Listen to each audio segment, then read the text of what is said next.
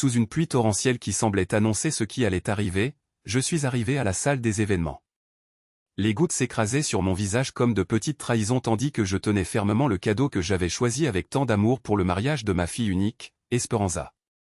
C'était un service de vaisselle en talavra de Puebla qui avait appartenu à ma grand-mère Guadalupe, des pièces que j'avais conservées pendant 40 ans, attendant le moment parfait pour les offrir.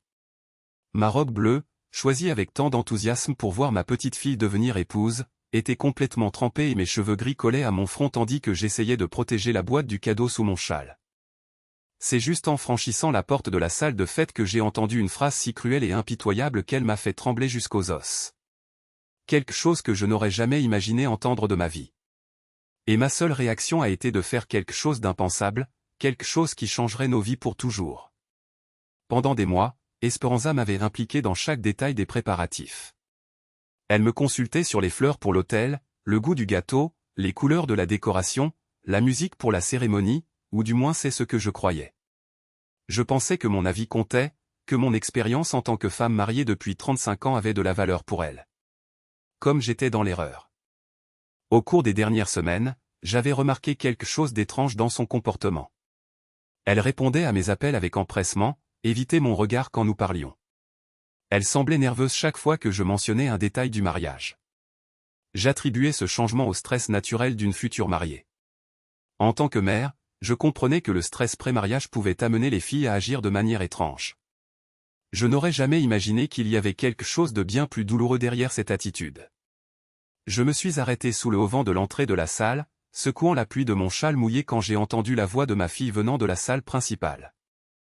Les mots qui sont parvenus à mes oreilles m'ont déchiré l'âme d'une manière que je n'oublierai jamais. Oh, quelle chance que la vieille ne soit pas venue. J'avais tellement peur qu'elle vienne après que je lui ai dit de ne pas venir. Le rire qui a suivi ces mots m'a transpercé le cœur comme un éclair glacé.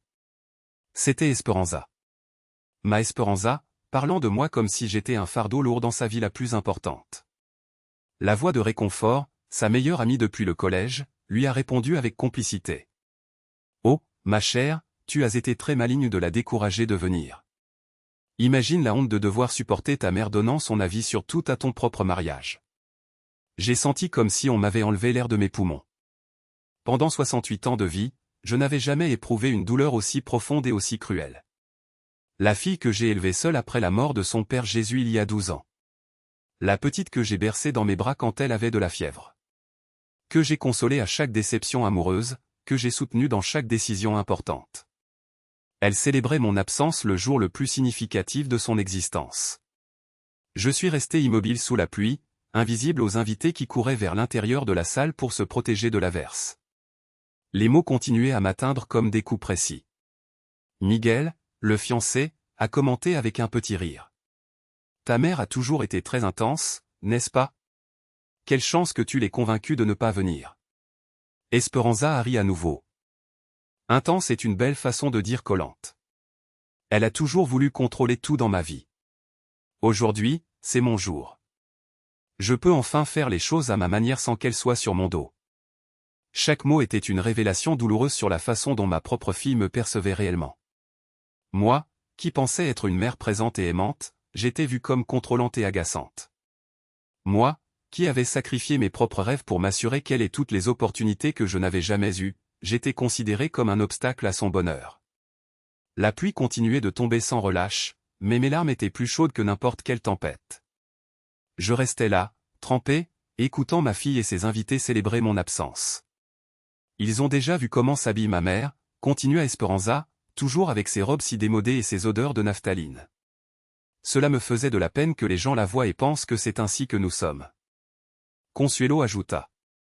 De plus, tu sais comment sont les vieilles dames. Elles veulent toujours être le centre de l'attention, elles ont toujours quelque chose à critiquer. Ton mariage n'est pas le lieu pour supporter les drames de belle-mère. Miguel, que j'avais accueilli chez moi pendant 2 ans comme si c'était mon propre fils, qui avait mangé à ma table des centaines de fois, qui avait écouté patiemment mes histoires sur l'espoir quand elle était petite, acquiesça avec complicité. Ma mère dit toujours que les belles-mères sont comme le piment. Peu, mais ça dérange beaucoup. Mieux vaut les tenir éloignés des célébrations importantes. Tout le monde éclata de rire. Tout le monde riait de moi. La femme qui avait travaillé des doubles shifts dans l'usine textile pendant 15 ans pour payer l'université d'Esperanza. La femme qui avait vendu ses boucles d'oreilles en or, cadeau de mariage de sa propre mère, pour lui acheter l'ordinateur dont elle avait besoin pour ses études.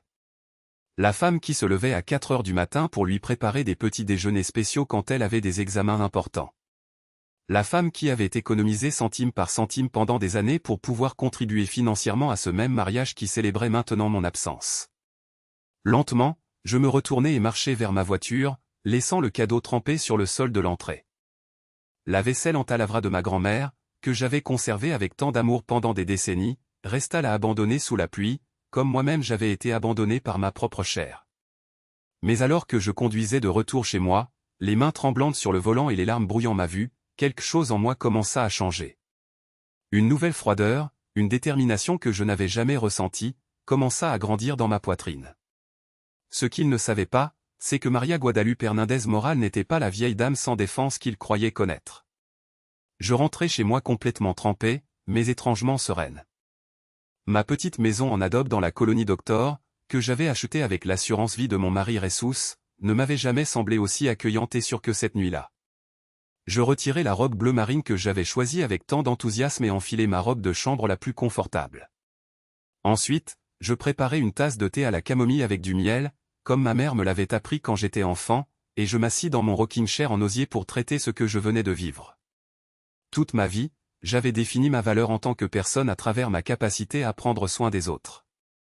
D'abord comme fille obéissante, puis comme épouse dévouée et enfin comme mère sacrificielle. Ressus me disait toujours que j'étais le cœur de notre famille, celle qui maintenait tout unie par mon amour inconditionnel.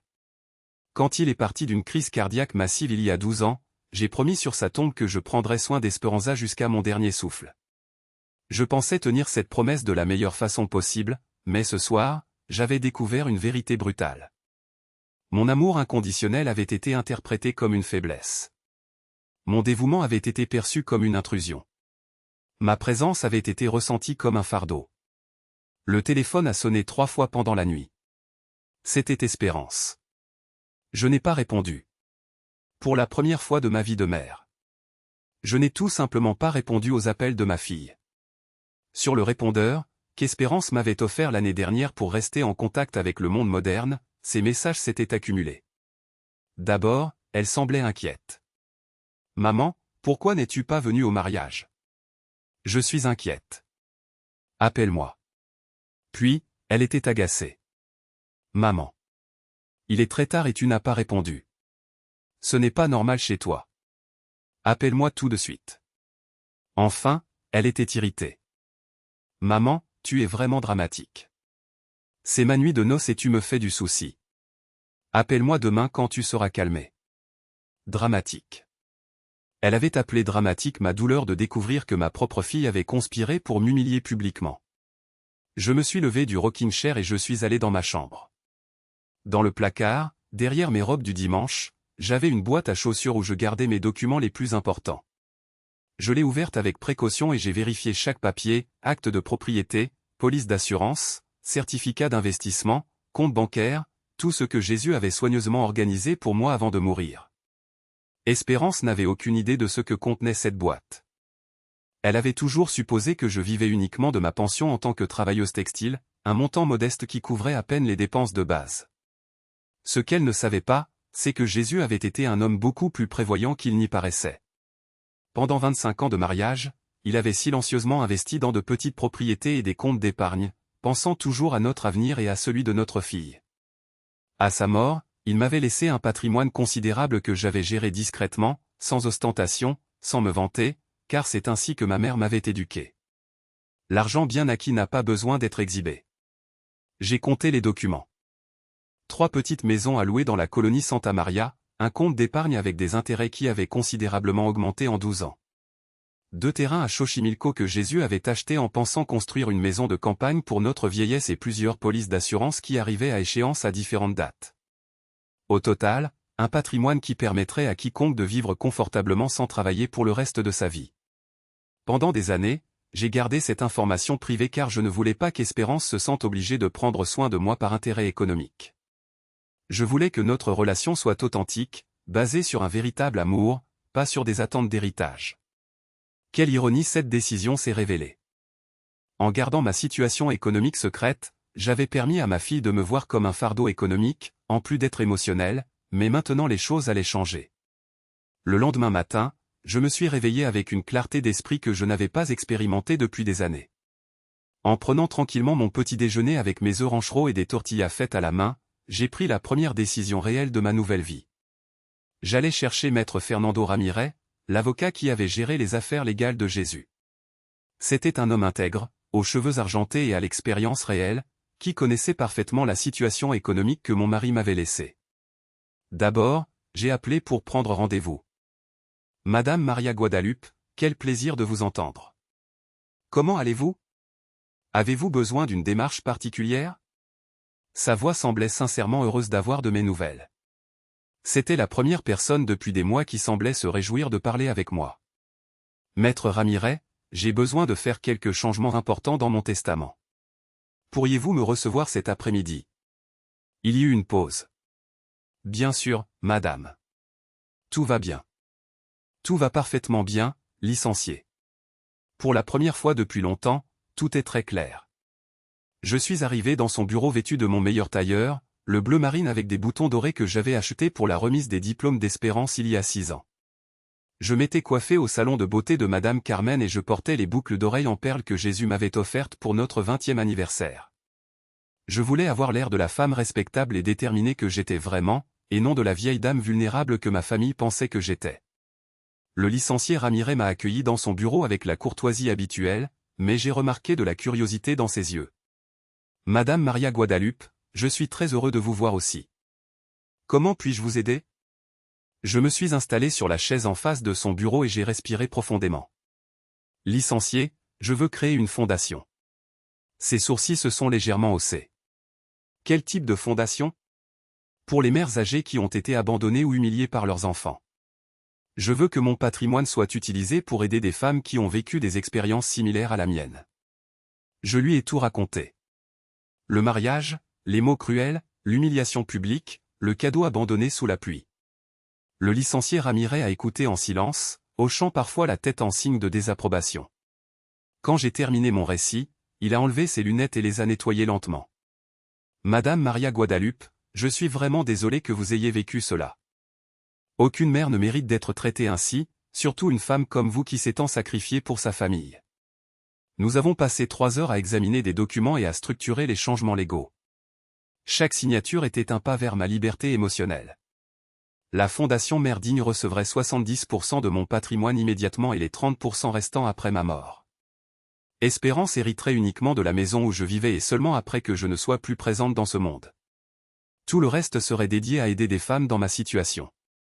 Êtes-vous complètement sûr de cette décision, Madame Maria Guadalupe? Me demanda le licencié avant de procéder au dernier document. Licencié, pendant 68 ans, j'ai pris des décisions en fonction des besoins ou des désirs des autres. C'est la première fois de ma vie que je prends une décision uniquement sur ce que je considère juste et correct. Je n'ai jamais été aussi sûr de rien. Quand je suis sorti du bureau de l'avocat ce soir-là, j'avais dans mon sac une lettre recommandée adressée à Espérance. Dans cette lettre, j'expliquais calmement que j'avais décidé de consacrer mon héritage à une cause que je jugeais plus méritante que de soutenir l'ingratitude. Il n'y aurait pas de cris, d'accusations ou de drame, juste une communication claire et définitive sur mes nouvelles priorités de vie. J'avais aussi quelque chose d'autre, une copie des statuts de la Fondation Mère Digne, qui serait publiée dans le journal local la semaine prochaine. Je voulais que tout le quartier sache exactement quel genre de fille j'avais élevé et quel type de mère j'avais décidé d'être dorénavant. Cette nuit-là, Madame Rosa, ma voisine de 30 ans, est apparue à ma porte avec un plat de tamal au hexaqueno fraîchement préparé. Maria Guadalupe, comment s'est passé le mariage d'Espérance? Je veux connaître tous les détails. Son enthousiasme me rappela combien j'avais attendu ce moment. Pendant des mois, j'avais vanté le mariage de ma fille à toutes les voisines. J'avais montré des photos de la robe. J'avais parlé des préparatifs. Comment expliquer maintenant qu'il n'y avait pas de détails à raconter? Parce que j'avais découvert que ma propre fille m'avait découragé de ne pas assister à son mariage. J'ai inventé une excuse sur le fait que je ne me sentais pas bien, mais Doña Rosa me connaît trop bien. Nous sommes voisines depuis qu'Espérance était petite. Elle a vu comment j'ai élevé ma fille seule, comment j'ai travaillé des doubles quarts, comment je me suis sacrifié pour lui donner tout ce dont elle avait besoin. Maria Guadalupe, quelque chose ne va pas. Tu as un air très étrange. Sa préoccupation sincère m'a de nouveau brisé.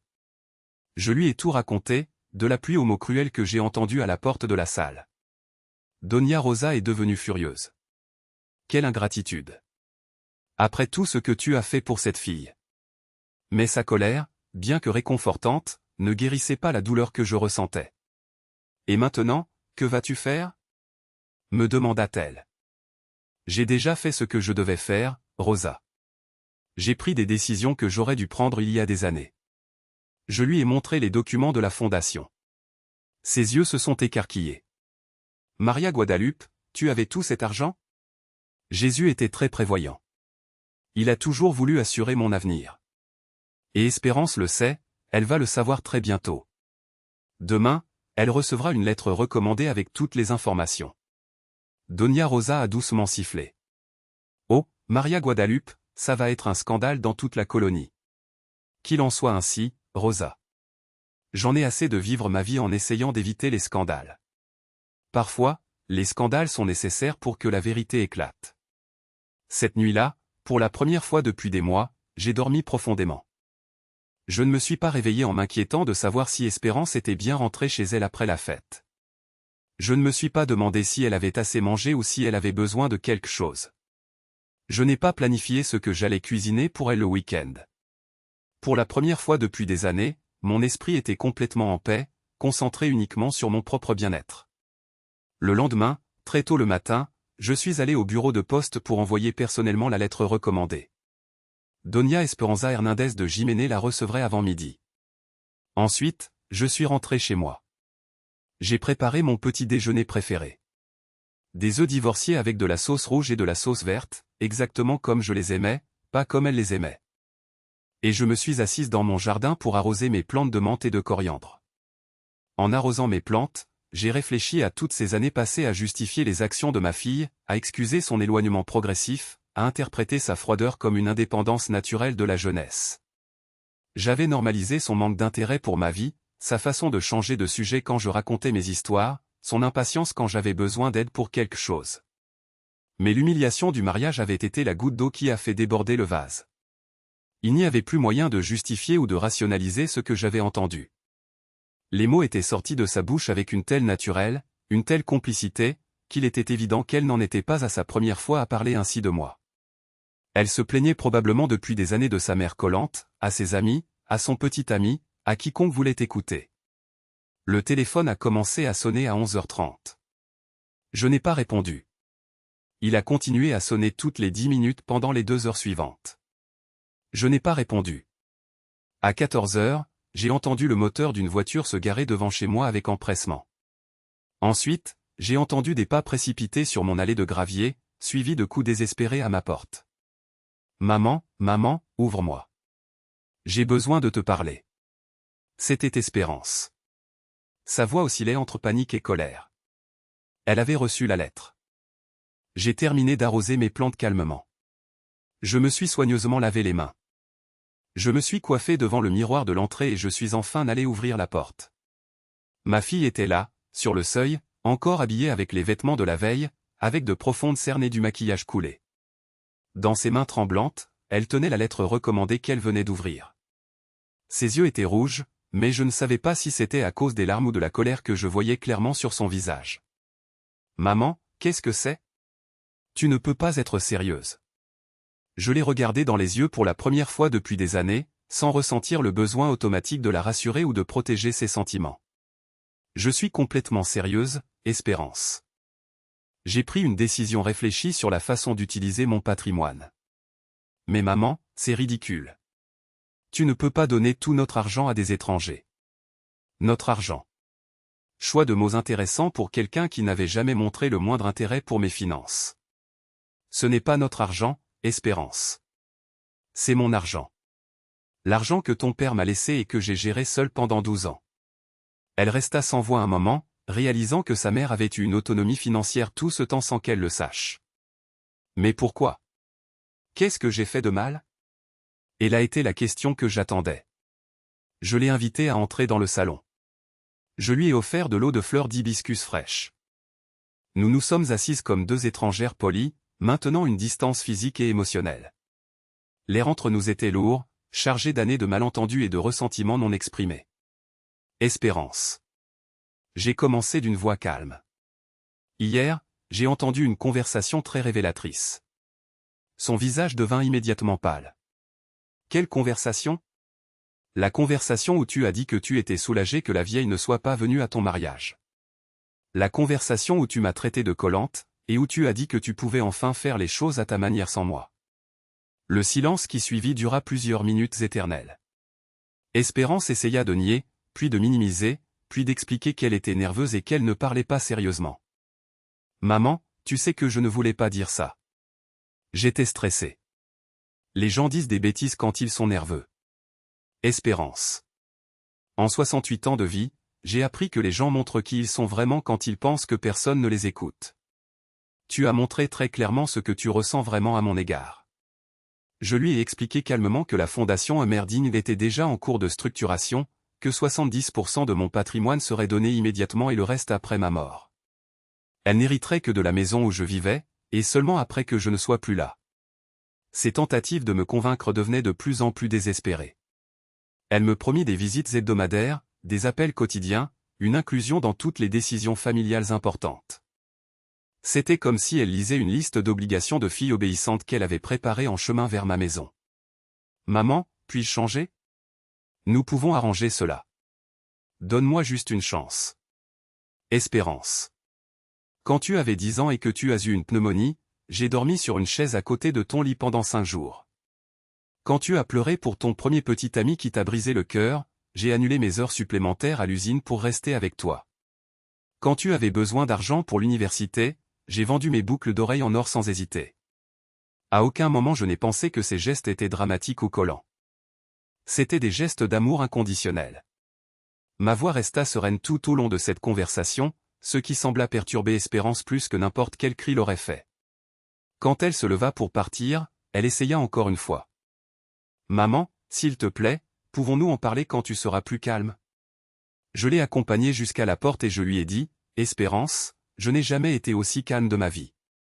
Pour la première fois depuis des années, je sais exactement qui je suis et ce que je veux faire de mon temps restant dans ce monde. Mais, maman, je suis ta seule famille. Je me suis arrêté sur le seuil et je l'ai regardé droit dans les yeux. Non, Espérance. La famille ne rabaisse pas. La famille ne complote pas pour blesser. La famille ne célèbre pas les absences. Tu voulais que je disparaisse de ta vie importante. Alors, c'est exactement ce que j'ai fait. Je l'ai vu s'éloigner dans sa voiture, tandis que je restais là, sur mon perron, me sentant plus libre que je ne l'avais été depuis des décennies. Pour la première fois de ma vie d'adulte, Maria Guadalupe Hernandez Moral était complètement maîtresse de son propre destin. Et ce sentiment était plus doux que n'importe quelle réconciliation forcée aurait pu l'être. Après qu'Espérance soit partie de chez moi avec la lettre recommandée en main et le visage décomposé par la surprise, je suis resté sur le seuil de ma porte pendant plusieurs minutes, respirant l'air frais de l'après-midi et ressentant un étrange mélange de soulagement et de mélancolie. Pour la première fois en des décennies, j'avais pris une décision entièrement pour moi-même, sans consulter personne, sans chercher d'approbation, sans me soucier de blesser les sentiments des autres. C'était une sensation si nouvelle que cela me faisait presque peur. J'ai lentement fermé la porte et je suis allé dans mon salon, où je me suis assise dans le fauteuil qui avait été celui de Jésus, celui en velours vert qu'il avait choisi quand nous avons acheté nos premiers meubles en tant que jeunes couple. De là, je pouvais voir les photos de famille qui décoraient la cheminée, Espérance à sa première communion, sa remise de diplôme de lycée, sa graduation universitaire. Sur toutes ces photos, je souriais fièrement à ses côtés, avec l'expression radieuse d'une mère qui avait réussi à élever sa fille contre vent et marée. À quel moment exact cette petite fille souriante était-elle devenue la femme qui célébrait mon absence? J'ai laissé les souvenirs affluer librement sans essayer de les contenir ou de les rationaliser comme je l'avais fait pendant des années. Je me suis rappelé avec vivacité quand Espérance avait 8 ans et s'était cassé le poignet en tombant de la nouvelle bicyclette que je lui avais achetée avec mes économies de 6 mois. J'ai passé 4 nuits sans dormir à l'hôpital public, dormant sur une chaise en plastique inconfortable à côté de son lit, lui tenant la main quand elle pleurait de douleur, lui chantant les berceuses que ma propre mère m'avait chantées. Les médecins me disaient que je pouvais rentrer chez moi me reposer, qu'elle était stable, mais je ne bougeais pas. Comment aurais-je pu laisser ma fille seule quand elle avait besoin de moi? Je me suis rappelé quand elle a eu sa première déception amoureuse à 17 ans. Ce garçon, Carlos, l'avait quitté pour une autre camarade de lycée après 6 mois de relation. Espérance est rentrée à la maison en pleurant à chaudes larmes. Elle s'est enfermée dans sa chambre et n'a pas voulu manger pendant 2 jours. J'ai annulé mes heures supplémentaires à l'usine textile, des heures dont j'avais désespérément besoin pour payer ses frais de scolarité et je suis resté avec elle, lui caressant les cheveux, lui apportant ses plats préférés, écoutant pendant des heures ses lamentations sur l'injustice de l'amour.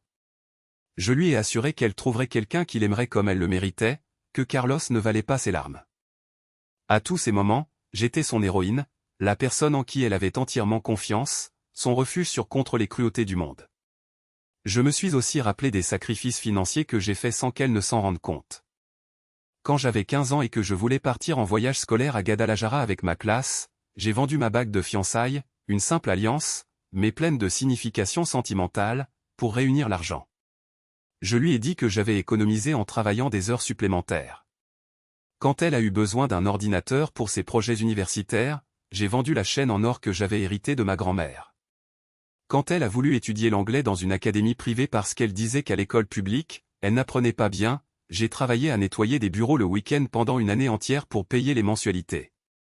Chaque sacrifice, je le faisais avec joie, me sentant fier de pouvoir lui offrir des opportunités que je n'avais jamais eues. Je pensais que je construisais non seulement son avenir, mais aussi une relation solide basée sur l'amour et la gratitude mutuelle. Je croyais que quand elle serait adulte, elle comprendrait tout ce que j'avais fait pour elle et me remercierait. Je pensais que nous serions comme des sœurs, des confidents, des meilleurs amis pour la vie. Quelle naïveté j'ai eue. Le soleil se couchait quand Doña Rosa frappa à ma porte à nouveau. Cette fois, elle apportait une casserole de mole poblano qui sentait délicieusement bon et une expression inquiète sur son visage ridé. Maria Guadalupe, je suis venu voir comment tu vas après la visite d'Esperanza. Elle avait l'air très perturbée en partant. Je l'ai invitée à entrer et lui ai servi un grand verre d'eau de horchata pendant qu'elle mettait le mole dans mon réfrigérateur. Comment a-t-elle pris la nouvelle de la fondation? Me demanda-t-elle avec une curiosité sincère. Doña Rosa avait été témoin silencieuse de ma vie pendant 3 décennies. Elle avait vu comment j'avais élevé Esperanza seule après la mort de Jesus. Elle avait entendu mes préoccupations financières, mes nuits sans sommeil quand ma fille était malade, mes célébrations quand elle avait des succès académiques. Si quelqu'un pouvait comprendre ma décision, c'était elle. Rosa s'est mise en colère. Elle ne comprenait pas comment je pouvais donner notre argent à des étrangers. Comme l'a dit Doña Rosa, elle a froncé les sourcils. Notre argent. Depuis quand l'argent que t'as laissé ton mari est aussi le sien? Exactement ce que je pensais. Pendant toutes ces années où elle a été mariée, elle n'a jamais demandé comment j'allais financièrement, elle ne s'est jamais proposé de m'aider, elle n'a jamais montré d'intérêt pour ma façon de vivre. Mais maintenant qu'elle sait qu'il y a de l'argent en jeu, elle se transforme soudainement en notre argent. Nous sommes restés silencieux un moment, buvant de l'horchata et écoutant les sons du crépuscule dans la colonie. Les enfants jouant dans la rue, les vendeurs ambulants criant leurs produits. Les mères appelant leurs enfants pour le dîner. Des sons qui avaient été la bande sonore de ma vie pendant des décennies, mais que j'écoutais maintenant avec des oreilles différentes. Sais-tu ce qui me fait le plus mal, Rosa? Lui ai-je finalement demandé. Ce n'est pas l'ingratitude, même si cela fait mal. Ce n'est même pas l'humiliation publique à son mariage. Ce qui me fait le plus mal, c'est de réaliser que j'interprétais mal notre relation depuis des années. Je pensais que nous étions proches, que mon avis comptait pour elle, qu'elle aimait passer du temps avec moi, mais maintenant je comprends qu'elle me tolérait tout ce temps, supportant ma présence, parce qu'elle se sentait obligée. Doña Rosa secoua tristement la tête.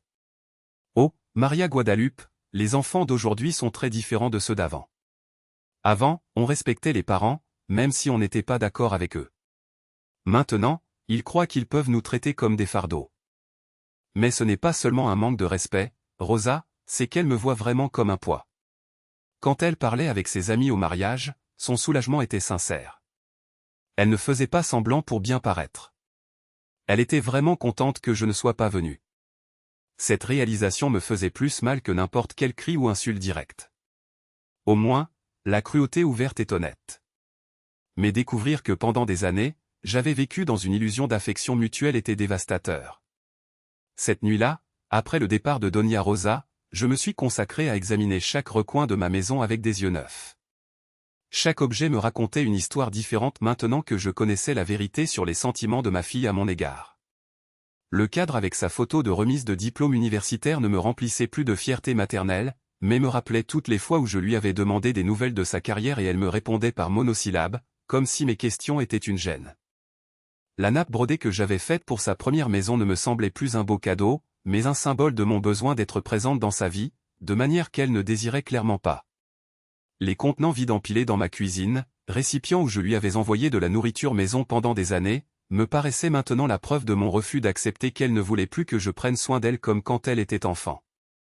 Je me suis assise dans ma chambre devant la coiffeuse, où je gardais ma boîte à bijoux, et j'ai ouvert le tiroir secret où se trouvaient les quelques bijoux que je n'avais pas vendus pour financer les rêves d'espoir, une paire de boucles d'oreilles en perles, un bracelet en argent, une broche en or en forme de papillon qui avait appartenu à ma mère, des pièces petites, mais pleines d'histoires familiales. Pendant des années, je les avais réservées en pensant qu'un jour je les donnerais à Espérance comme héritage émotionnel, des objets qui relieraient les femmes de notre famille à travers les générations. Maintenant, je me demandais si elle les verrait comme des trésors familiaux ou simplement comme de vieilles choses dont elle devrait se débarrasser quand je serais morte. Le téléphone a sonné à 22 heures. C'était Espérance encore une fois.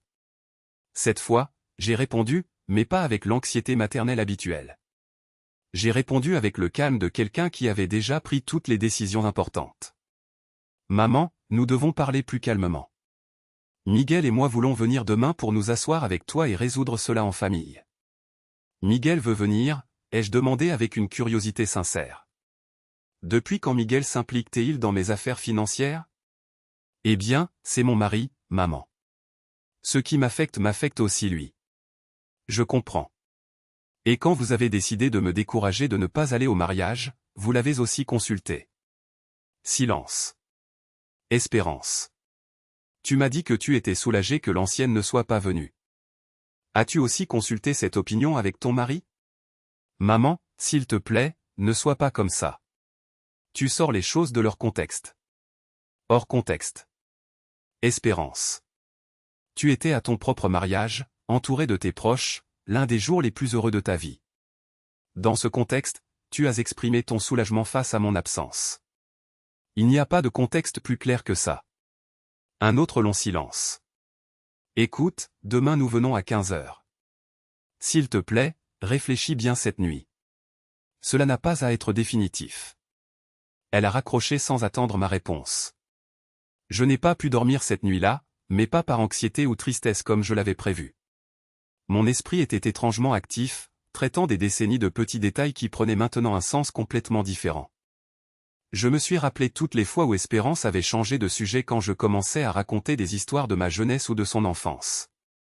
Je me suis rappelé son impatience quand je lui demandais de l'aide avec la technologie, comme si apprendre à sa mère à utiliser le distributeur automatique était un fardeau lourd. Je me suis rappelé comment elle évitait de m'emmener à des événements sociaux de son travail ou de son cercle d'amis, toujours avec des excuses sur le type de personne qui y allait ou l'ambiance qui n'était pas appropriée pour moi. Mais je me suis aussi souvenu de bonnes choses, de moments authentiques de connexion qui ne pouvaient pas avoir été complètement fins. Les fois où je surprenais avec mon dessert préféré, les appels spontanés pour demander comment j'allais, les longs câlins quand il partait après m'avoir rendu visite. Ces moments avaient aussi été une performance où il existait deux espoirs, l'un qui m'aimait vraiment mais avait honte de cet amour, et l'autre qui me voyait comme un obstacle à la vie qu'il voulait mener. À 5 heures du matin, je me suis levé et j'ai préparé du café à la cannelle, comme ma mère m'avait appris. Je me suis assise dans mon jardin pour regarder le lever du soleil et penser à toutes les femmes de ma famille qui m'avaient précédé. Mon arrière-grand-mère Conception, qui a élevé seule 8 enfants après la mort de mon arrière-grand-père pendant la Révolution. Ma grand-mère Esperanza, dont j'ai nommé ma fille, qui travaillait à laver le linge des autres pour envoyer ses enfants à l'école. Ma mère Guadalupe, qui cousait tard dans la nuit pour nous acheter de nouvelles chaussures pour l'école. Toutes avaient été des femmes fortes qui avaient mis leur famille avant elles-mêmes, mais elles avaient aussi gardé leur dignité intacte. Aucune d'elles n'aurait toléré le manque de respect que j'avais normalisé pendant des années. En buvant mon café et en voyant la ville se réveiller lentement, j'ai eu une révélation importante. Le problème n'était pas seulement l'attitude d'espoir envers moi. Le problème était aussi mon attitude envers moi-même. Pendant des années, j'avais accepté des miettes d'affection comme si c'était des banquets complets. J'avais interprété la tolérance comme de l'amour, l'obligation comme de l'affection sincère, la présence physique comme une présence émotionnelle. J'avais tellement peur de perdre ma fille unique que j'avais permis à notre relation de se détériorer jusqu'à devenir unilatérale et dysfonctionnelle. À 9 heures du matin, avant l'arrivée des visites programmées, je suis allé au marché du quartier pour acheter les ingrédients nécessaires à la préparation des chili en nogada. C'était un plat laborieux que je préparais normalement uniquement pour des occasions très spéciales, mais j'avais mes raisons de le faire aujourd'hui. Je voulais garder mes mains occupées tout en traitant mes émotions et je voulais aussi avoir quelque chose de délicieux qui m'attendait après la conversation difficile que je savais m'attendre. Au marché, Doña Carmen, la dame qui vendait les chili poblano les plus frais, m'a salué avec curiosité. Maria Guadalupe, comment s'est passé la mariage d'espoir? Je ne t'ai pas vu hier à la messe. Dans mon quartier, les nouvelles voyagent vite et l'absence de la mère de la mariée à la messe du dimanche suivant le mariage avait été remarquée. Doña Carmen, le mariage a été révélateur, lui ai-je répondu avec un sourire qui n'atteignait pas mes yeux. Parfois, on découvre des choses sur les personnes que l'on aime qu'on préférerait ne pas savoir. Elle a hoché la tête avec sagesse. Ah, ma fille, cela arrive souvent avec les enfants quand ils se marient. Ils oublient qui les a élevés. Exactement, Doña Carmen. Mais on doit aussi savoir quand arrêter de leur rappeler. J'ai acheté les ingrédients les plus frais que j'ai pu trouver. Des chili poblano parfaits, des noix de cajou, du fromage frais, des grenades rouges comme des rubis. En rentrant chez moi avec mes sacs du marché, je me suis senti comme une femme se préparant à une bataille. Pas une bataille pour gagner l'amour de ma fille. Cette guerre, je l'avais déjà perdue, mais une bataille pour garder ma propre dignité intacte. De retour dans ma cuisine, j'ai commencé le processus laborieux de préparation des chili en nogada, rôtir les chili, les peler soigneusement, enlever les graines, préparer le picadillo avec de la viande hachée, des amandes, des pignons, des fruits, faire la nogada crémeuse avec les noix trempées et pelées. Chaque pas nécessitait patience et précision, exactement ce dont mon esprit avait besoin. En cuisinant, je réfléchissais à l'ironie de la situation. Pendant des années, j'avais préparé les plats préférés d'Espérance. J'avais adapté mes recettes à ses goûts. J'avais appris à faire la nourriture qu'elle aimait, même si cela ne m'enthousiasmait pas tant. Aujourd'hui, je cuisinais uniquement pour moi, préparant le plat que j'aimais le plus, sans tenir compte des préférences de quiconque. C'était une sensation étrangement libératrice. À 14h30, 1 heure avant la visite prévue, la sonnette a retenti. C'était Espérance, mais cette fois, elle était accompagnée non seulement de Miguel, mais aussi d'une femme âgée que je ne reconnus pas immédiatement. Lorsque j'ouvris la porte, ma fille me présenta l'inconnu avec un sourire forcé. « Maman, je te présente Doña Guadalupe, la maman de Miguel. Nous avons pensé qu'il serait bon qu'elle soit présente lors de cette conversation. » Ah, ils avaient amené des renforts. Espérance avait décidé qu'elle avait besoin de la présence d'une autre figure maternelle pour me convaincre de changer d'avis. C'était une stratégie astucieuse, je dois l'admettre. Il pensait probablement que je me sentirais poussé à agir de manière plus maternelle et compréhensive en présence de la belle-mère de ma fille. Mais ce qu'il ne savait pas, c'est que je ne m'intéressais plus à être la mère parfaite, celle qui dit toujours oui. Je les ai invités à entrer poliment et leur ai offert de l'eau fraîche à la jamaïcaine.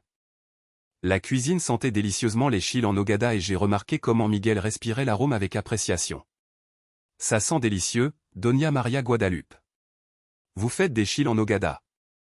Oui, Miguel, c'est mon plat préféré, même si c'est laborieux à préparer. Nous nous sommes assis dans mon salon. J'ai immédiatement remarqué la dynamique qui s'était établie. Espérance avait l'air nerveuse. Miguel semblait mal à l'aise et Doña Guadalupe avait l'expression de quelqu'un qui était venu avec une mission précise. Il était clair que les trois avaient planifié cette conversation à l'avance.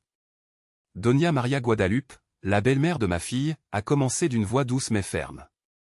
Espérance m'a parlé de la situation concernant son héritage et voulait venir vous parler de mère à mère. Bien sûr, Doña Guadalupe, que voudriez-vous me dire? Eh bien, en tant que mère, je comprends que parfois nos enfants nous blessent sans s'en rendre compte.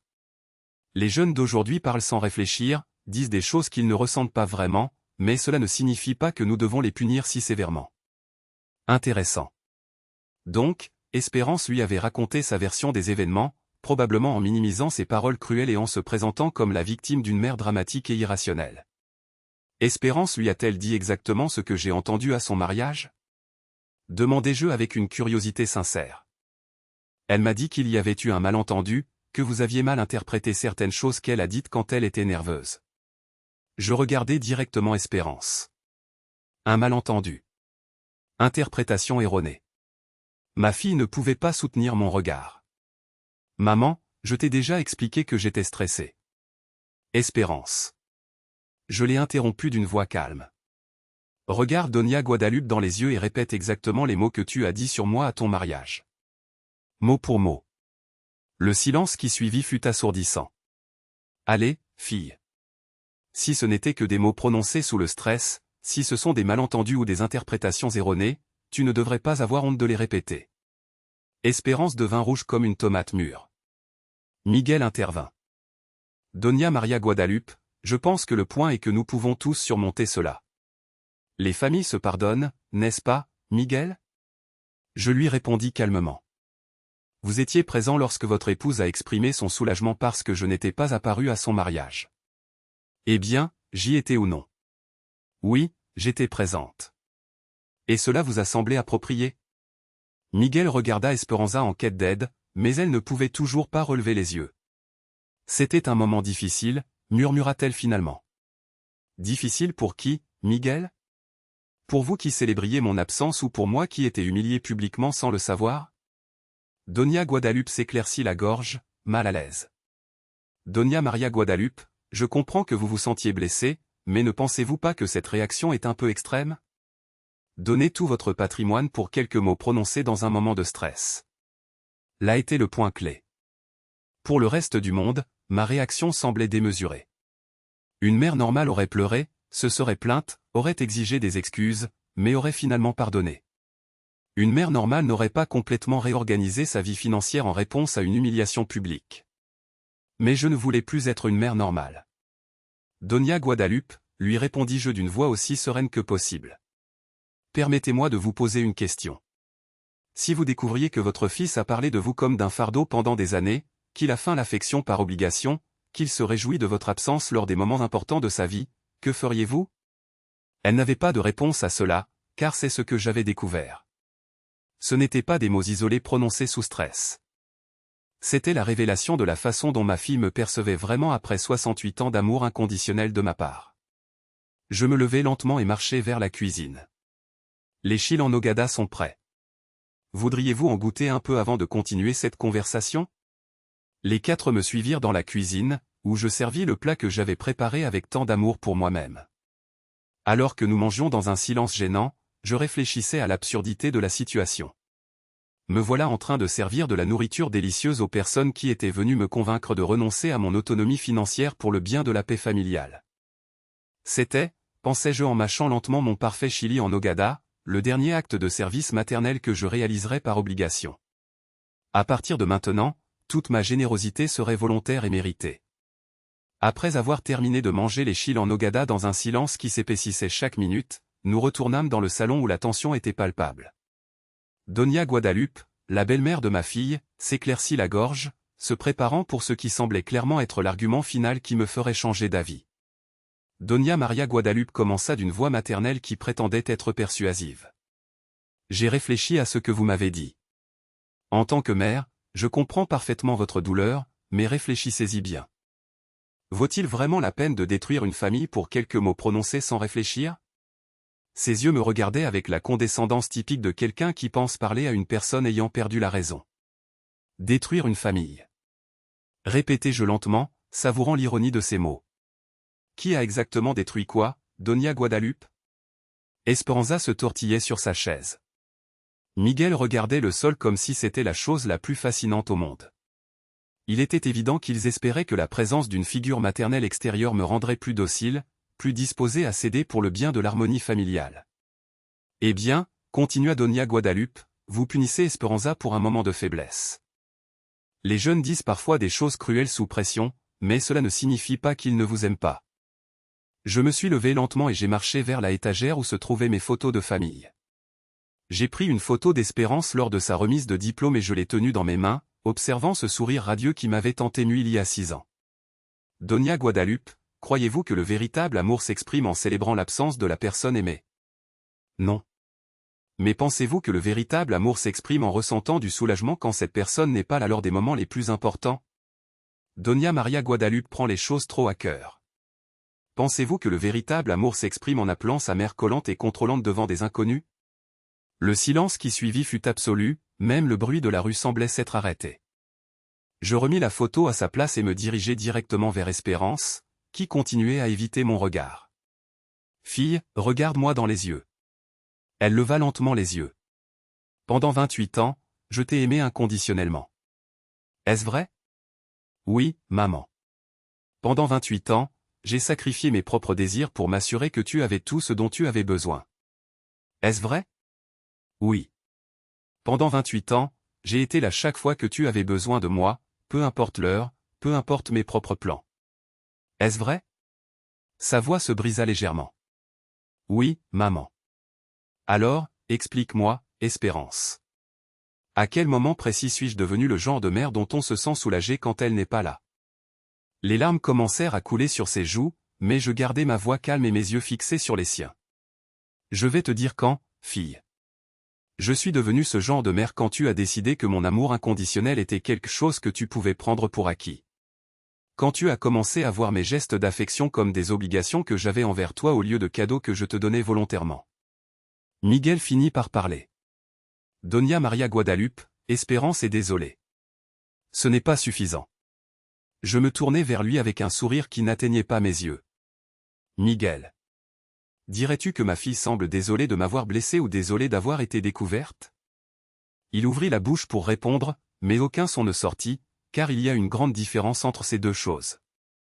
Doña Guadalupe fit une dernière tentative de médiation. « Écoutez, Doña María Guadalupe, tous les parents traversent des moments difficiles avec leurs enfants.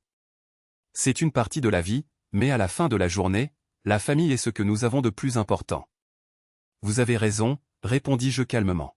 « La famille est ce que nous avons de plus précieux, c'est pourquoi il est si important de ne pas laisser les autres nous manquer de respect. Mais vous êtes très extrême. » « Extrême. » Je l'interrompis doucement. « Doña Guadalupe, permettez-moi de vous dire ce qu'est l'extrême. Extrême, c'est travailler des doubles quarts pendant 15 ans pour payer l'université de votre fille. Extrême, c'est vendre les bijoux de votre propre mère pour lui acheter un ordinateur. Extrême, c'est annuler des quarts supplémentaires, des quarts dont j'avais désespérément besoin pour m'occuper de ma fille quand elle a eu le cœur brisé. Voilà ce que c'est l'extrême. » Je marchai vers la fenêtre et observai la rue où j'avais vécu pendant 30 ans. Décider comment utiliser mon propre argent dans mes dernières années de vie n'est pas extrême, c'est simplement de l'autodétermination. Espérance trouva enfin sa voix. « Maman, s'il te plaît, je te promets que les choses vont changer. Je vais être une meilleure fille. » Je me tournai lentement vers elle. « Une meilleure fille. Espérance. Sais-tu quel est le problème avec cette promesse? » Elle secoua la tête en pleurant silencieusement. « Le problème, c'est que tu ne devrais pas avoir à me promettre d'être une bonne fille à 28 ans. C'est quelque chose qui devrait surgir naturellement de 28 ans d'amour reçu. Le fait que tu doives me le promettre maintenant signifie que pendant des années, tu ne l'as pas été et que c'est seulement maintenant qu'il y a de l'argent en jeu que tu veux changer. » Les mots sont sortis de ma bouche avec une clarté qui m'a surprise moi-même. Pendant des décennies, j'avais évité les confrontations, j'avais adouci mes opinions, j'avais minimisé mes sentiments pour garder la paix. Mais quelque chose de fondamental avait changé en moi. Je n'avais plus peur de dire des vérités inconfortables. De plus, j'ai continué, je ne veux pas d'une fille qui me traite bien par obligation ou par intérêt. Je veux une fille qui me traite bien parce que je lui importe vraiment. Et cette fille, malheureusement, ce n'est pas toi. Miguel s'est levé brusquement. C'est ridicule. Esperanza. Allons-y. Ta mère n'est clairement pas rationnelle. Mais Esperanza ne bougea pas. Elle resta assise, pleurant en silence, probablement en train de traiter pour la première fois de sa vie d'adulte les véritables conséquences de ses actions. Non, Miguel, dis-je calmement. Esperanza peut rester si elle le souhaite, mais toi et Doña Guadalupe pouvez partir. Cette conversation est entre ma fille et moi. Doña Guadalupe avait clairement l'air offensée. Doña María Guadalupe, je suis venu ici avec les meilleures intentions et je vous en remercie, mais les meilleures intentions ne changent pas les faits. Les faits sont que votre belle-fille me manque de respect depuis des années et que vous êtes venu ici en espérant me convaincre d'ignorer cela pour le bien de maintenir les apparences familiales. Miguel prit sa mère par le bras. Allons-y, maman. Esperanza. Nous t'attendons dans la voiture. Quand ils partirent, la maison resta dans un silence étrange. Nous étions juste Esperanza et moi, mère et fille, faisant enfin face à la vérité nue de notre relation après des années à éviter des conversations inconfortables. Pourquoi, Esperanza, lui ai-je demandé quand nous fûmes seuls. Pourquoi m'as-tu vu comme un fardeau? Elle s'essuya les larmes avec la manche de sa blouse et prit une profonde inspiration avant de répondre. Je ne sais pas, maman. Je crois que je me suis tellement habitué à ce que tu sois toujours là, que j'ai cessé d'apprécier tout ce que tu faisais pour moi. Quand as-tu commencé à te sentir ainsi? Honnêtement, je pense que c'est quand j'ai rencontré Miguel. Il venait d'une famille où les parents étaient plus distants, où ils ne s'impliquaient pas tant dans la vie des enfants adultes. Et j'ai commencé à penser que peut-être c'était la manière normale, que peut-être tu étais trop présente. C'était la première fois qu'elle me donnait une réponse honnête depuis des années. Et tu n'as jamais pensé à en parler avec moi, à me demander un peu plus d'espace de manière respectueuse. J'avais peur de te blesser, mais j'aimais aussi le confort de t'avoir toujours disponible. C'était plus facile de me plaindre de toi à d'autres personnes que de confronter la situation directement. Son honnêteté était douloureuse, mais nécessaire. Esperanza. Comprends-tu que lorsque tu as décidé qu'il valait mieux que je ne vienne pas à ton mariage, tu as pris la décision la plus cruelle qu'une fille puisse prendre envers sa mère? Oui, je le comprends maintenant. Comprends-tu que pendant des mois, tu m'as fait aider avec les préparatifs, me faisant croire que ma présence était souhaitée? Alors qu'en réalité, tu planifiais de m'exclure. Oui, comprends-tu que ce n'était pas une erreur ou un moment de faiblesse, mais une trahison planifiée? Le silence s'étendit pendant plusieurs minutes. Finalement, Esperanza leva les yeux et me regarda directement dans les yeux pour la première fois dans la conversation. Maman, y a-t-il quelque chose que je puisse faire pour arranger ça? Sa question m'a surprise, non pas parce que je ne l'attendais pas, mais parce que je savais que ma réponse allait lui faire beaucoup de mal. Non, Esperanza, il n'y a rien que tu puisses faire pour arranger ça. Rien, rien, car le mal ne vient pas de ce que tu as fait à ton mariage. Le mal vient de découvrir comment tu me vois vraiment après tant d'années à croire que nous avions une relation proche et aimante.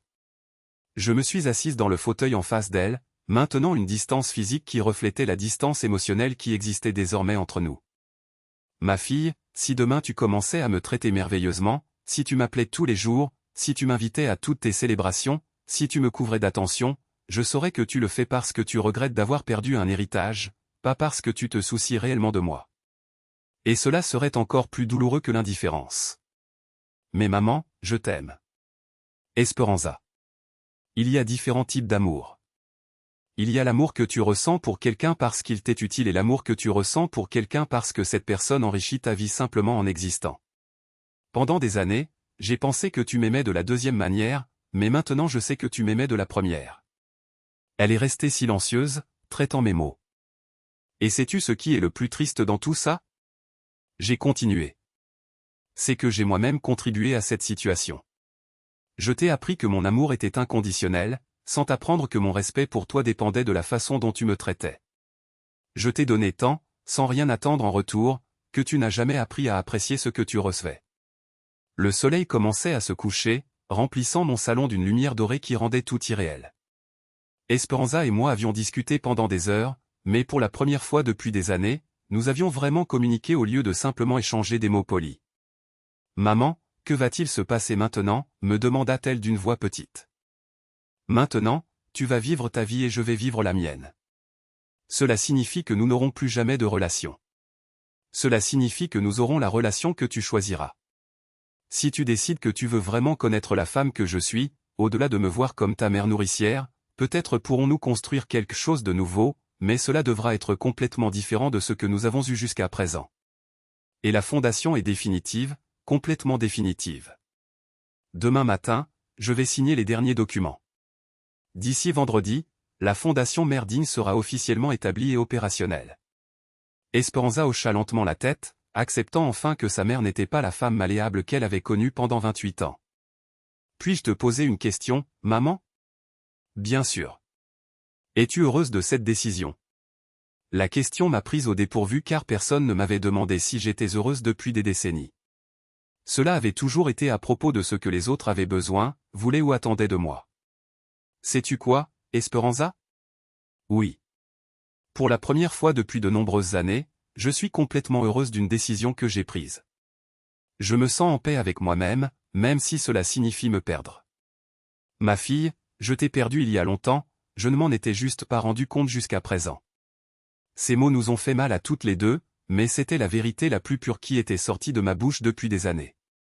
Esperanza se leva lentement, comme une femme qui avait vieilli de 10 ans en une après-midi. Je suppose que je m'en vais. Je suppose que oui. À la porte, elle se retourna une dernière fois. Maman, y a-t-il une chance que tu puisses un jour me pardonner? Je t'ai déjà pardonné, Esperanza. Mais pardonner ne signifie pas oublier et cela ne signifie certainement pas revenir à ce que c'était avant. Que signifie alors? Cela signifie que je ne te garde pas de rancune, cela signifie que je te souhaite du bonheur dans ton mariage et dans ta vie, mais cela signifie aussi que je ne vais plus permettre qu'on me manque de respect et que je ne vais plus faire semblant que les mots cruels n'importent pas quand ils viennent des personnes que nous aimons. Après son départ, je suis resté debout à ma porte pendant plusieurs minutes, respirant l'air frais du soir et ressentant quelque chose que je n'avais pas ressenti depuis des années, la profonde satisfaction d'avoir défendu ma propre dignité. Cette nuit-là, pour la première fois depuis le mariage, j'ai dormi profondément. Je ne me suis pas réveillé en m'inquiétant pour lui. Je ne me suis pas demandé s'il était bien rentré chez lui. Je n'ai pas planifié ce que j'allais cuisiner pour lui apporter le week-end. Mon esprit était complètement en paix, concentré uniquement sur mes propres projets pour l'avenir. Le lendemain, très tôt le matin, je me suis habillé avec mon meilleur costume, le bleu marine avec des boutons dorés qui me faisaient me sentir puissante, et je me suis dirigé vers le bureau de Maître Ramirez pour signer les documents finaux de la fondation. L'avocat m'a accueilli avec un sourire d'approbation. Madame Maria Guadalupe, comment vous sentez-vous la veille de changer officiellement votre vie? Je me sens libre, maître. Vraiment libre. Nous avons passé une heure à revoir les derniers détails.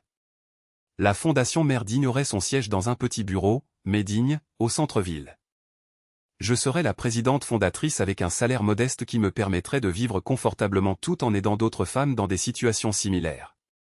Le reste de l'argent serait utilisé pour fournir un soutien juridique, psychologique et économique aux mères qui avaient été abandonnées ou maltraitées par leur famille. Avez-vous pensé à la manière de faire connaître les services de la fondation, m'a demandé l'avocat. J'ai pensé à donner une interview au journal local. Je pense qu'il est important que les femmes de la communauté sachent qu'elles ne sont pas seules si elles traversent des expériences similaires. Cela ne vous inquiète-t-il pas, la publicité négative? Votre histoire va être très connue dans le quartier. Maître, pendant 68 ans, j'ai vécu ma vie en essayant d'éviter que les gens parlent de moi. Et savez-vous ce que j'ai découvert? Qu'ils parlent de toute façon. La différence, c'est qu'ils vont maintenant parler d'une femme qui s'est défendue. Au lieu de parler d'une femme qui a supporté les mauvais traitements en silence, lorsque nous avons terminé de signer tous les documents, l'avocat m'a serré la main avec un respect sincère. Madame Maria Guadalupe, j'ai travaillé avec de nombreuses personnes en période de transition dans leur vie, mais j'ai rarement vu quelqu'un prendre des décisions aussi courageuses et bien réfléchies que les vôtres. Merci, maître. Bien que je doive avouer que je ne me sens pas courageuse, je me sens juste fatiguée de vivre la vie que les autres s'attendaient à ce que je vive. De retour chez moi, je me suis arrêté au marché pour acheter des ingrédients frais afin de me préparer un délicieux repas. Cette fois, j'ai acheté uniquement ce que j'aimais, mole vert avec du poulet, tortilla faite à la main, eau de tamarin et flan de cajeta pour le dessert. Je n'ai pas eu à considérer les goûts de qui que ce soit d'autre. Je n'ai pas eu à calculer des portions pour des invités non invités. Je n'ai pas eu à me demander si quelqu'un avait envie de quelque chose de différent. C'était le premier repas que j'achetais en pensant uniquement à mon propre plaisir et je me suis senti étrangement coupable, comme une petite fille qui vient de découvrir qu'elle peut manger des bonbons au petit déjeuner. Dans ma cuisine, tout en préparant mon plat préféré, j'ai réfléchi à tous les changements qui s'étaient produits dans ma vie en moins d'une semaine. Je suis passé d'une mère dévouée, mais invisible, à une femme indépendante avec un but clair. Je suis passé de vivre pour les autres à vivre pour moi-même. Je suis passé de la peur de la solitude à la célébration de l'autonomie, et surtout, je suis passé d'être victime des circonstances à être l'architecte de mon propre destin. Le téléphone a sonné pendant que je mangeais mon mole vert. C'était Esperanza. Cette fois, j'ai répondu, mais sans l'anxiété maternelle d'avant. Bonjour, Esperanza. Maman, j'ai vu dans le journal l'annonce concernant la fondation. C'est officiel, complètement officiel. Demain, j'ai mon premier rendez-vous avec une dame qui veut me raconter son histoire. Il y a eu un long silence. Maman. Est-ce que tu pourras un jour être fière de moi à nouveau? Sa question m'a touché le cœur, mais n'a pas changé ma résolution. Esperanza. Je serai toujours fier de tes réussites. Tu as une excellente éducation, un travail stable, un mariage. Ce sont des choses dont n'importe quelle mère peut être fière. Mais être fier de moi en tant que personne, ma fille, c'est une question que seul toi peux répondre. Je ne peux pas être fier de quelqu'un qui ne se respecte pas assez pour respecter les autres. Quand tu apprendras à te traiter avec dignité, tu apprendras probablement aussi à traiter les autres avec dignité. Je ne comprends pas Esperanza. Une femme qui se respecte ne célèbre pas l'humiliation de sa propre mère, car elle comprend que si elle permet cela, elle enseigne au monde que les femmes âgées ne méritent pas de respect, et qu'un jour, elle sera aussi une femme âgée. Après avoir raccroché, j'ai terminé mon repas en parfaite paix, savourant chaque bouchée comme si c'était la première de ma nouvelle vie, car à bien des égards, c'était le cas. 3 semaines après avoir signé les documents de la Fondation Mère Digne, ma vie avait pris un tournant complètement différent. Chaque matin, je me levais avec un objectif clair, aider les femmes qui avaient vécu des expériences similaires à la mienne. Le petit bureau au centre-ville était devenu ma seconde maison, un endroit où les larmes des mères trahies se transformaient en plan d'action et en espoir renouvelé. Ma première bénéficiaire avait été Donia Carmen, une dame de 72 ans dont les 3 enfants avaient décidé qu'il était temps de lui vendre sa maison pour son propre bien afin de l'envoyer dans une maison de retraite. Avec l'aide de notre avocat, nous avons réussi à stopper la vente et à établir un trust qui lui garantissait de vivre chez elle jusqu'à sa mort naturelle. L'expression de soulagement sur son visage lorsque nous avons signé les documents m'a rappelé pourquoi j'avais pris la bonne décision. C'était un vendredi après-midi lorsque j'ai entendu la sonnette de ma maison retentir avec insistance. En ouvrant la porte, je me suis retrouvé face à Miguel, debout à mon entrée, mais cette fois, il était seul, sans Esperanza ni sa mère. Il avait l'air épuisé, avec de profonds cernes et une expression de défaite qui m'a surprise. « Doña María Guadalupe, puis-je vous parler ?» Je l'ai invité à entrer et lui ai offert de l'eau de Jamaïca. Nous nous sommes assis dans mon salon, où à peine 3 semaines auparavant, avait eu lieu la confrontation qui a changé ma vie pour toujours. « Comment va Esperanza ?» lui ai-je demandé. Pas par anxiété maternelle, mais par simple courtoisie. « C'est précisément le problème, » répondit Miguel en passant nerveusement ses mains dans ses cheveux. Doña María Guadalupe, Esperanza ne va pas bien. Depuis que vous avez établi la fondation, elle est différente. Différente comment? Elle est obsédée par ce qui s'est passé. Elle lit tous les jours l'article du journal sur la fondation. Elle a fait des recherches sur d'autres organisations similaires. Elle ne dort pas bien, mange à peine et parle constamment de vous. Je suis restée silencieuse, attendant qu'il continue. Hier, elle m'a confié quelque chose qui m'a glacé. Miguel a pris une profonde inspiration avant de continuer. Elle m'a dit que pendant des années, elle avait eu honte de vous, mais qu'elle se rendait maintenant compte qu'elle aurait dû avoir honte d'elle-même. Ces mots m'ont touché le cœur, mais j'ai gardé une expression neutre. Il m'a raconté toutes les fois où vous avez vendu vos affaires pour lui donner des opportunités. Il m'a parlé des emplois supplémentaires, des nuits sans sommeil quand elle était malade, de tout ce qu'elle a sacrifié pour l'élever seule. Et il m'a dit que pendant des années, elle a interprété tout cela comme de la pression et du contrôle, alors qu'en réalité, c'était un amour pur. Miguel s'est arrêté et m'a regardé droit dans les yeux. Doña María Guadalupe, ma femme est dévastée, non pas à cause de l'argent, mais parce qu'elle a perdu la seule personne qu'il a aimée inconditionnellement toute sa vie. Miguel, lui ai-je répondu calmement, j'apprécie que tu viennes me dire cela, mais que veux-tu que je fasse avec cette information? Je ne sais pas. Peut-être lui parler, lui donner une chance de s'excuser vraiment. Et toi, qu'en penses-tu? Miguel baissa les yeux, clairement mal à l'aise. Honnêtement, Doña María Guadalupe, au début, je pensais que vous exagériez, mais après avoir vécu avec Esperanza ces 3 semaines, en voyant à quel point elle est brisée, j'ai commencé à comprendre que peut-être nous étions ceux qui n'avaient pas saisi la gravité de ce qui s'était passé. Nous, oui, j'ai aussi participé à cette conversation lors du mariage. J'ai aussi exprimé un soulagement à cause de son absence et maintenant je réalise que c'était très mal. C'était la première fois que Miguel prenait la responsabilité de sa part dans l'humiliation. Cela m'a agréablement surpris. Miguel, je vais te poser une question et je veux que tu me répondes avec une totale honnêteté. Bien sûr, si je n'avais pas eu d'argent, si j'étais vraiment la vieille dame pauvre que vous pensiez, serais-tu ici à me demander de pardonner à ta femme? Le silence qui suivit fut éloquent. Exactement. J'ai continué. Le repentir d'Esperanza est arrivé exactement au même moment que la découverte de ma situation économique. Ce n'est pas une coïncidence, Miguel.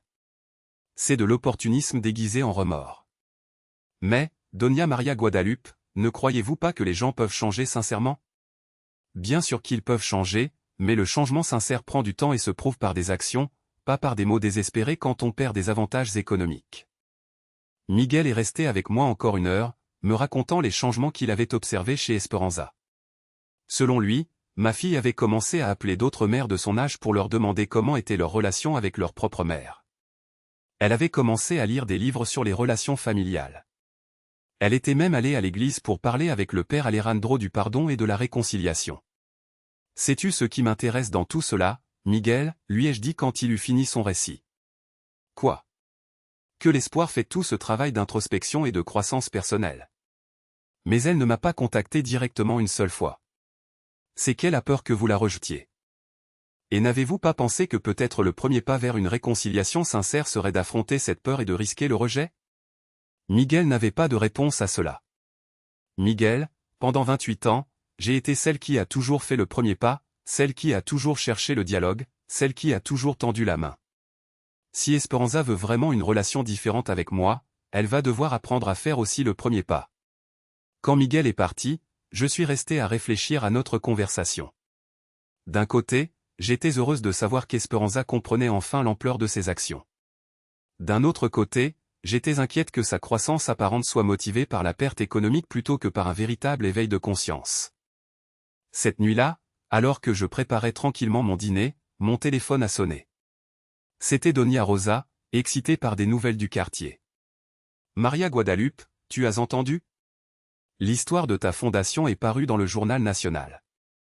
Tu es célèbre? Effectivement, un journaliste de la ville de Mexico avait lu l'article local sur les mères dignes et avait décidé de réaliser un reportage plus large sur le phénomène des mères âgées maltraitées par leur famille. Mon histoire était devenue l'exemple principal de l'article. Et sais-tu quoi d'autre? Continua Doña Rosa, émue. 5 femmes de plus sont arrivées, demandant de l'aide à la fondation, venant d'autres États. Cette information m'a rempli d'une profonde satisfaction. Ma douleur personnelle s'était transformée en quelque chose d'utile pour d'autres femmes. Mon humiliation était devenue un pouvoir pour des mères dans des situations similaires. 2 jours plus tard, dimanche matin, alors que je prenais mon petit déjeuner tranquillement dans mon jardin, j'ai entendu quelqu'un frapper doucement à ma porte. Ce n'était pas le coup désespéré des semaines précédentes, mais quelque chose de plus timide, de plus humble, c'était de l'espoir. Elle venait seule, habillée simplement, sans maquillage, avec les yeux rouges mais déterminés. « Maman » m'a-t-elle dit en ouvrant la porte, « je ne viens pas te demander de changer la fondation. Je ne viens pas te demander de l'argent. Je ne viens pas te demander de revenir en arrière. Je viens juste te demander pardon sans rien attendre en retour. » Je l'ai invitée à entrer, je lui ai offert un café et nous nous sommes assises dans ma cuisine, où nous avions partagé des milliers de conversations pendant son enfance et son adolescence. J'ai lu sur la fondation, m'a-t-elle dit, sur les femmes que tu aides. Et je me suis rendu compte que tu as transformé ma cruauté en quelque chose de beau pour d'autres. Et comment cela te fait-il sentir? Fière et honteuse en même temps. Fière parce que ma maman est une femme extraordinaire qui transforme la douleur en but. Honteuse parce que c'est moi qui ai causé cette douleur. Ces mots sonnaient différemment, cette fois moins désespérés, plus réfléchis. Espérance, que attends-tu de cette conversation? Rien, maman, absolument rien. Je voulais juste que tu saches que je comprends enfin qui tu es vraiment et que je regrette profondément d'avoir mis 28 ans à m'en rendre compte. Et si je te disais que je ne peux pas te pardonner, je comprendrais parfaitement et continuerais à travailler pour être une meilleure personne, non pas pour retrouver ton amour, mais parce que je me suis rendu compte que c'est ce que je dois faire. Pour la première fois depuis des années, j'ai vu ma fille comme la femme mûre qu'elle aurait dû être depuis longtemps. Espérance, lui ai-je finalement dit, je t'ai déjà pardonné il y a des semaines, mais le pardon ne signifie pas que les choses redeviennent comme avant. Je le sais, maman. Que signifie pour toi une nouvelle relation avec moi? Cela signifie te connaître vraiment comme la femme que tu es, pas seulement comme ma fournisseuse de soins. Cela signifie te respecter en tant que personne extraordinaire que tu es. Cela signifie apprécier ton temps et ta compagnie comme les cadeaux qu'ils ont toujours été. Nous avons terminé notre café dans un silence plus confortable que n'importe quelle conversation que nous avions eue depuis des années. Quand elle s'est levée pour partir, elle m'a dit, « Maman, je sais que ce processus va prendre du temps, mais je veux que tu saches que je vais travailler pour te mériter comme mère, plutôt que de tenir pour acquis que je te mérite simplement parce que je suis ta fille. » Après son départ, je suis restée assise dans ma cuisine à réfléchir aux changements extraordinaires qui s'étaient produits dans nos vies en moins d'un mois. J'avais perdu une fille qui me tenait pour acquise, mais peut-être qu'avec le temps et le travail, je pourrais gagner une fille qui me valoriserait vraiment. C'était un petit début, mais c'était un début. 6 mois plus tard, ma nouvelle routine était devenue une source inattendue de paix profonde. Chaque matin, je me réveille à 6 heures, non pas parce que quelqu'un a besoin de moi de toute urgence, mais parce que j'apprécie vraiment les premières heures de la journée quand le monde est silencieux et plein de possibilités. Je prépare mon café à la cannelle exactement comme j'aime, fort et aromatique, sans me soucier de combien de tasses les autres ont besoin ou quel type de sucre ils préfèrent. Je consacre 2 heures par jour à prendre soin de mon jardin, plantant des fleurs que je choisis simplement parce qu'elles m'apportent de la joie. Des œillets rouges, des roses blanches, de la menthe qui emplit l'air du matin de sa fraîcheur. Les plantes répondent à mes soins sans critique, sans ingratitude, sans tenir mes attentions pour acquises. Il y a une belle honnêteté dans la façon dont une fleur s'épanouit quand on l'arrose avec amour. Une leçon que j'ai mis 68 ans à apprendre complètement. 4 jours par semaine, je travaille dans le bureau de mère digne. Voir d'autres femmes reconstruire leur vie après un abandon familial me rappelle constamment que mon expérience, bien que douloureuse, n'était pas unique. Il existe une fraternité silencieuse de mères qui ont découvert que l'amour inconditionnel n'est pas toujours réciproqué par un respect de base. Madame Carmen aide maintenant comme bénévole en racontant son histoire à des femmes nouvellement arrivées. Sa force m'inspire chaque jour. La fondation a grandi au-delà de mes attentes les plus optimistes. Nous recevons des cas de toute la République mexicaine, des femmes dont les enfants les ont trompées, des mères qui ont été expulsées de chez elles, des grands-mères séparées de leurs petits-enfants par des conflits familiaux. Chaque histoire me confirme que j'ai pris la bonne décision en transformant ma douleur personnelle en action sociale significative. Esperanza a tenté des approches progressives pendant ces mois. Pas les visites désespérées des premières semaines, mais des approches plus mûres et réfléchies. Elle m'appelle chaque dimanche après-midi, des conversations courtes où elle me parle de son travail, de ses pensées, de petits événements de sa vie quotidienne. Elle ne me demande pas de conseils dramatiques ni ne cherche mon approbation pour des décisions importantes. Elle partage simplement comme le ferait une amie adulte avec une autre. Le mois dernier, elle m'a invité à déjeuner dans un restaurant tranquille du centre. Elle est arrivée à l'heure, habillée simplement avec des fleurs du marché, des œillets rouges, mes préférés, qu'elle avait retenus après tant d'années. Pendant 2 heures, nous avons parlé de livres, des changements dans le quartier, des nouvelles nationales. Elle a peu parlé d'elle-même et beaucoup de choses qui semblaient vraiment l'intéresser dans ma vie actuelle. Quand nous nous sommes dit au revoir, elle m'a dit, « Maman, je sais que ce processus va prendre des années, pas des mois, mais je veux que tu saches que j'apprends à connaître la femme extraordinaire que tu as toujours été, au-delà de te voir seulement comme ma mère pourvoyeuse. » Ces mots sonnaient différemment, moins préparés, plus authentiques. Je n'ai pas pris de décision définitive sur notre avenir. Certaines blessures ont besoin de temps pour guérir complètement et certaines relations doivent être reconstruites sur des bases complètement nouvelles. Mais pour la première fois depuis des années, je sens que peut-être, nous pourrions construire quelque chose de véritable entre nous. Hier, en regardant de vieilles photos que j'avais gardées dans une boîte pendant des décennies, j'ai trouvé une lettre que Jésus m'avait écrite peu avant sa mort. Je l'avais complètement oubliée, cachée parmi des papiers importants. Maria Guadalupe disait la lettre, « Si un jour tu te sens invisible ou sous-évalué, souviens-toi que ta bonté est un cadeau que toutes les personnes ne méritent pas de recevoir. N'aie pas peur de le garder pour ceux qui l'apprécient vraiment. » J'ai gardé la lettre contre ma poitrine et j'ai souri en me rappelant la sagesse silencieuse de mon mari. Il avait compris, même avant moi, que l'amour de soi nécessite parfois d'établir des limites fermes avec les personnes que nous aimons le plus. Certaines mémoires sont des trésors que nous devons protéger de l'ingratitude du présent. Certaines relations méritent des secondes chances, mais seulement sous des termes complètement nouveaux. Et certaines décisions, aussi douloureuses soient-elles au départ, nous libère pour devenir les femmes que nous avons toujours été destinées à être. Ce matin, Madame Rosa est venue me rendre visite avec des nouvelles émouvantes. Sa propre fille, inspirée par mon histoire, avait commencé à l'appeler plus souvent et à l'inclure dans des projets familiaux importants. Ton courage a inspiré Maëlena à réfléchir à la façon dont elle me traitait. Elle m'a dit avec des larmes de gratitude. Je n'aurais jamais pensé que ta douleur pourrait devenir une bénédiction pour d'autres familles. Ces mots m'ont confirmé quelque chose que je soupçonnais depuis des mois. Ma décision de me défendre avait eu des répercussions qui touchaient des vies que je ne connaissais même pas.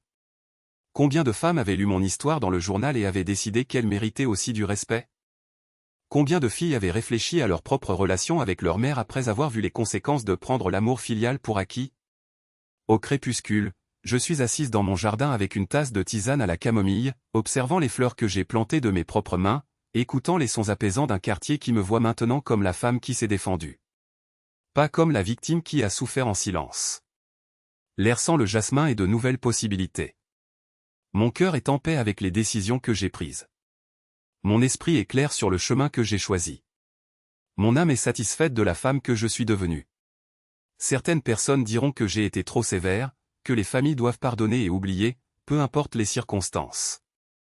Mais j'ai appris que pardonner ne signifie pas tolérer et qu'aimer quelqu'un ne signifie pas permettre qu'on vous manque de respect. Parfois, le plus grand acte d'amour est de montrer que votre amour a des limites et que votre dignité n'est pas à vendre. Parfois, la décision la plus maternelle que vous puissiez prendre est d'apprendre à votre fille adulte que les actions ont des conséquences, même quand elles viennent du cœur de quelqu'un qui aime inconditionnellement. Et parfois, le seul moyen de retrouver votre propre vie est de risquer de perdre celle que les autres espéraient que vous viviez pour eux. Nous sommes curieux de savoir jusqu'où cette histoire est parvenue. D'où regardez-vous cela?